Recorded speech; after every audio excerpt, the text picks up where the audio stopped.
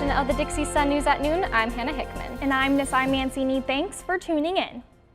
Hospitals across Utah face a supply chain demand problem. A donation program called Lean On Utah was designed to fill the gap hospitals are facing with the need for equipment such as crutches, walkers, canes, and non-motorized wheelchairs.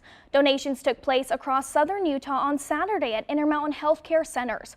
According to the Utah Hospital Association, November and December are the busiest months for orthopedic surgeons, so the demand for support equipment is higher.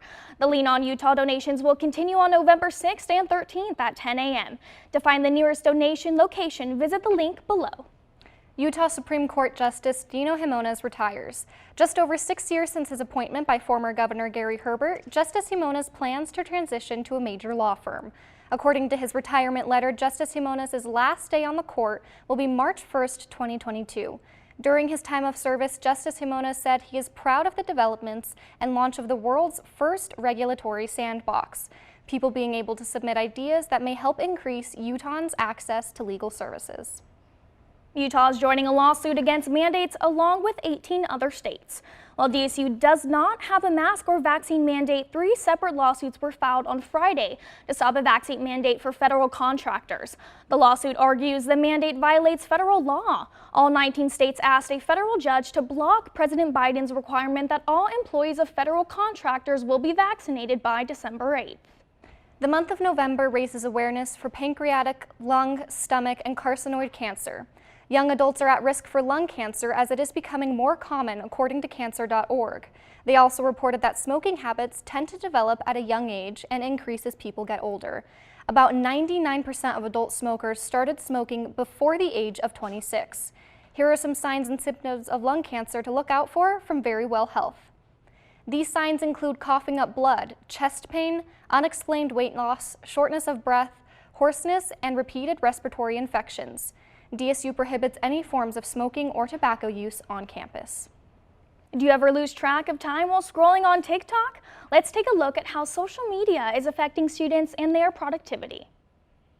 According to Tech Thought, the average college student spends around 3 to 5 hours on social media, comparative to 2 hours studying, reflecting in lower GPAs.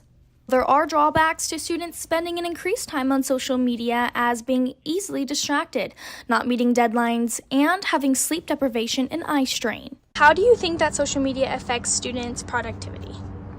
In a really negative light. It's really hard for me personally to focus a lot of the time just on my work. I'm always checking if someone texts me or if I want to listen to music.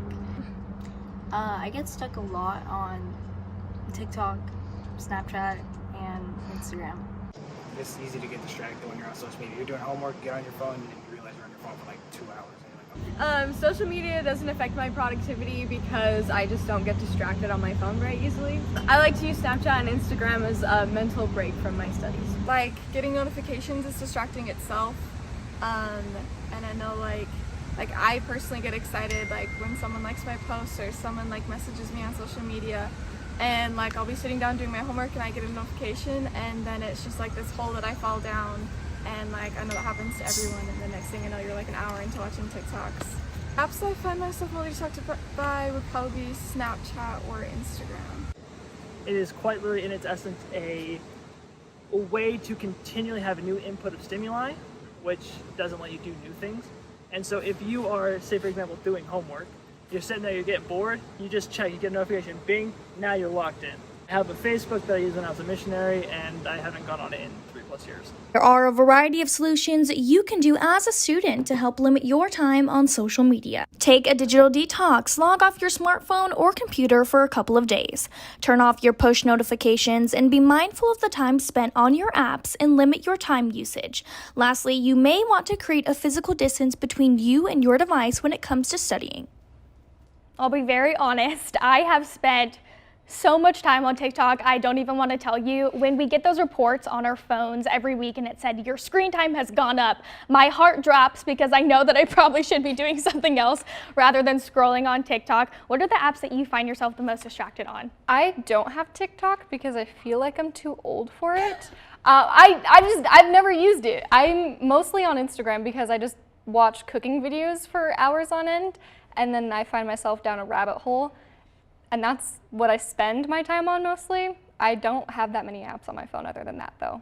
That is something good to know. Don't have that many apps on your phone and we won't get distracted. Yeah, I don't think I'm ever going to partake in TikTok anytime soon. I think I'm just going to stay away from that side of social media. I'm just going to start sending you TikTok videos though, and then you won't have any way to do it. I get texts from them, like from friends, they'll text me a TikTok and then I'll watch it. Still won't download the app, but I'll watch it and appreciate it, and that's as far as I'll go with it. That's good. Stay tuned after the break. We will be talking about events and happenings on campus. I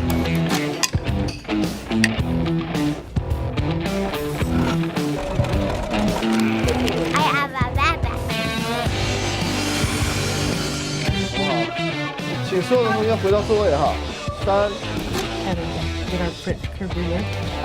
And there's the bottom. Does this one have more water? Can you tell me why? Careful. Welcome back. Here are some important things happening for DSU students. Students are required to complete mandatory safe college trainings. The purpose of these are to help educate students on DSU policies and include bystander intervention, sexual violence awareness, and Title IX rights and protections. The trainings are due on Friday, November 19th and will take up to 85 minutes. Students have received emails in their D-mail and can find links to complete the trainings there. Student government is encouraging students to donate blood and help save lives. Here are some tips to try before donating blood. The Red Cross suggests prior to your appointment, make sure to eat a well-balanced diet rich in vitamin C and iron, and drink extra glasses of water to ensure that you are hydrated. The Red Cross also suggests that people should get at least 8 hours of sleep the night before and eat a nourishing breakfast and lunch. They also recommend you drink fluids such as water or orange juice 10 to 30 minutes before your donation to help combat dizziness and lightheadedness.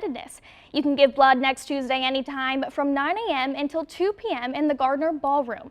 Scan the QR code below and read a student's guide to blood donation. Looking for a way to gain real-life experience while also receiving a scholarship next semester? Dixie Sun News is looking for applicants. Positions are open to all skill levels and majors.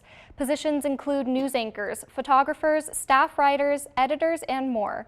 Deadlines to apply are November 18th. To get a more detailed description of each position, scan the QR code below or email bent@dixie.edu for more questions. Don't fall back and forget to set your alarms back. Don't clock out because daylight savings time will end this Sunday and students will gain an hour of sleep. Here are some things students should know about DTS. Experts say it will start to get darker earlier around 6 p.m.